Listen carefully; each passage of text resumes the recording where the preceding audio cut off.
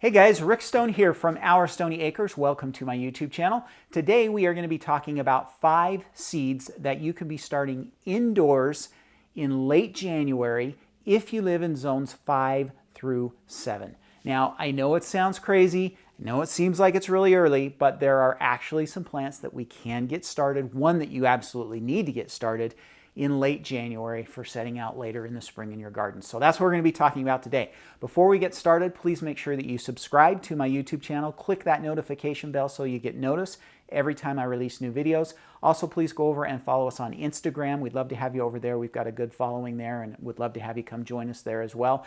And stick around to the end of this video because I'm going to be talking to you about our 7-day seed starting challenge. We actually have a date ready and I wanted to make sure that you guys knew more about that. So stick around to hear about that.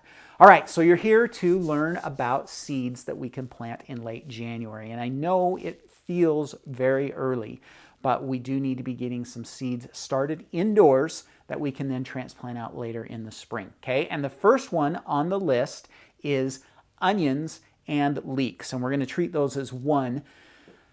They take a long time to grow. Onions especially, we're looking at 7 to 8 months from seed to maturity, and so you really actually need to get those going pretty early. They also have some funny day length requirements that happen in the growth cycle that really mean that they like to get planted fairly early in the season if you really want to get some nice big bulbs. So for those of you that live in zones 5 through 7, you're going to be looking at about 4 to 6 weeks before your last frost date in getting those planted out into the garden, which means if you want to set those out 4 to 6 weeks before that last frost date, you need to get started in January or early February at the very latest, because we want to start those 8 to 10 weeks before we put them out into the garden.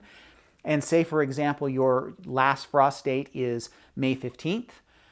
That means we want to put them out in the garden about April 1st, which means 8 to 10 weeks is mid-January to late January when we want to be starting those seedlings indoors. So get those onion seedlings and those leek seedlings planted indoors late January so that you can have them ready to go out in the garden in April. And I know that you're going to say, well, it still snows in April. We get snow in April in our Zone 6 garden.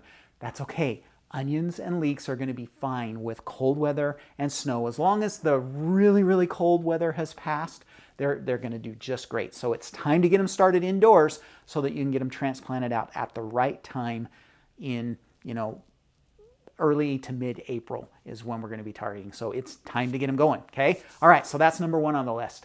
Number 2 on our list is kale. Kale is one of the hardiest plants that you can grow, just super hardy. It stands up to cold really, really well.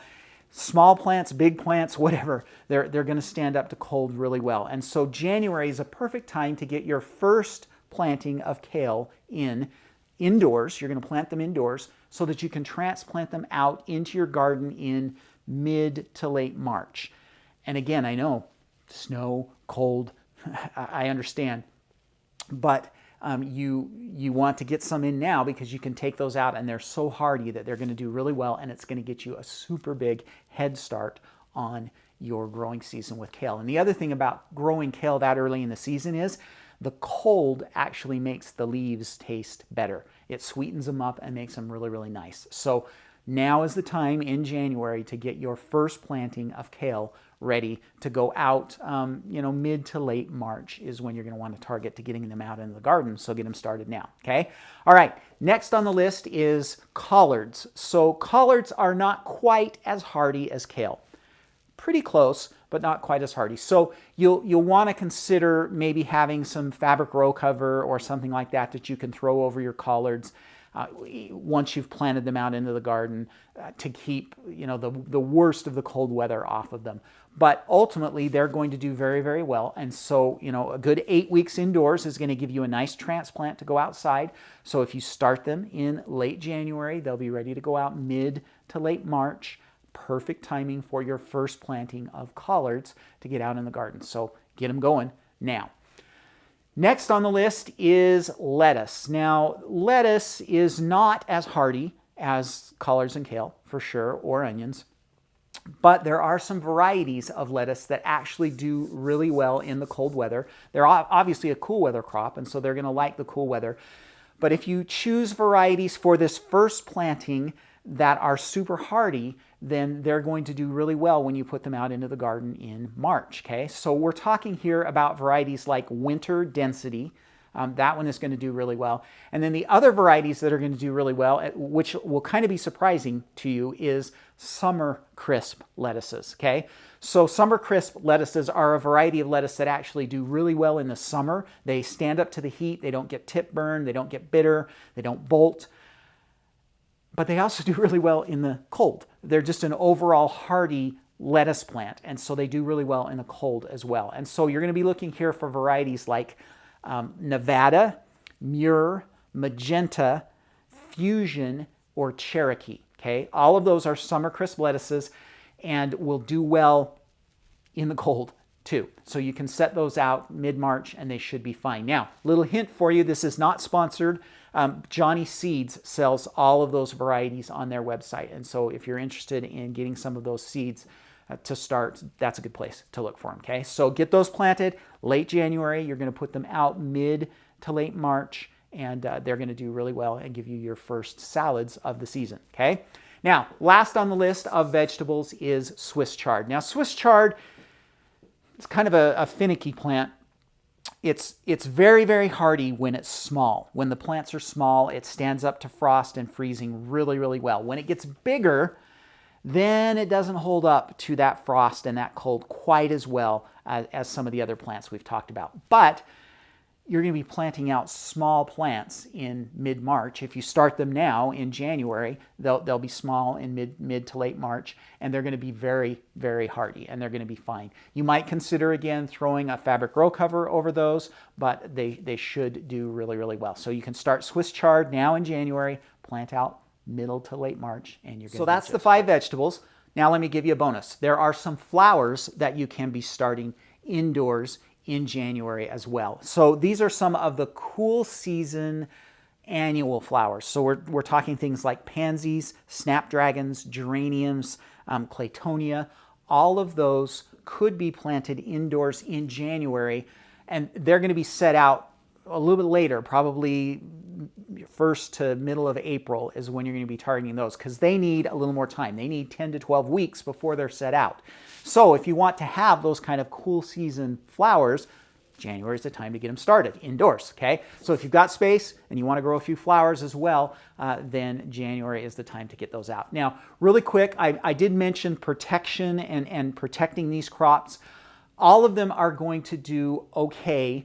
Kale and Swiss chard will do just fine without a lot of protection when they're small. The others, if you want to add a little bit of protection, you could look at something like a fabric row cover or possibly a hoop house or a cold frame. Any of those, if you put the plants inside those structures or cover them with the fabric row cover, they're going to just do amazing really early in the season. And I know a lot of people are going to say, but I have snow in March and April, and that's okay. You'll be fine. If you've got a day where things have melted off, you can work the soil, you'll be able to take those out and plant them, and they're going to do just fine and get you a really good head start on your spring crops by planting them indoors now and then planting them outdoors later on. It's going to be amazing. So those are your 5 vegetables that you want to be planting indoors in January if you live in zones 5 through 7. Now, if you live in zones 3 and 4, you're going to slide those dates into February. You're probably going to be planting, in the first part of February, middle of February is when you're going to start those plants because your frost dates are going to be a little bit further away. So, but 5 through 7, now's the time to get started, and that's a fun thing because that means you can get started on your garden extra early this year. Okay, all right. Really quick before we go, I wanted to talk to you about our 7-day seed starting challenge. So we are going to be doing a 7-day seed starting challenge. The idea here is I'm going to take you start to finish and teach you how to grow your own seedlings indoors.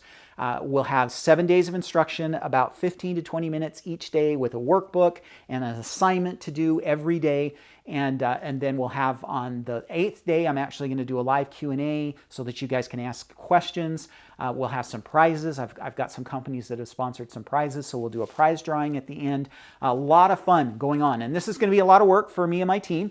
And so it's actually not going to be a free event. It's a paid event. Cost for the whole 7 days will be $25. So I think that's pretty reasonable. And I think this is going to be a really fun program for you, okay?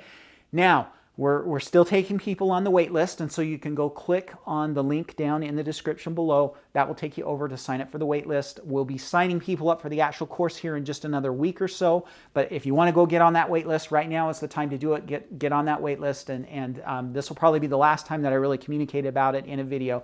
Now, if you happen to not be watching this video in 2022, that's okay, because the response for this challenge has been so enormous that I think we're probably going to be doing it every year. So again, click on that link down below, go sign up for the wait list, and you'll be able to find out when we're going to do it in future years. Now, date for 2022 is set now in stone. We are going to be doing that starting on February 4th. So that's a Friday. So it'll run Friday, February 4th through the following Friday, which I believe is the 11th. So there's your target date. Go get signed up on the wait list. I'd love to have you. It's going to be a fun program. We already have over 100 people that have committed to come in the program, and so we're just going to have a lot of fun. There's going to be a lot of energy and activity. I think it's going to be a blast. So come and sign up. Go get on that wait list. Okay, that is all I have for you for this week. Please make sure that you subscribe to my YouTube channel. Click the notification bell so you get notice every time I release new videos. Go follow us over here on Instagram as well. Love to have you there. And everybody have a great week. Happy gardening.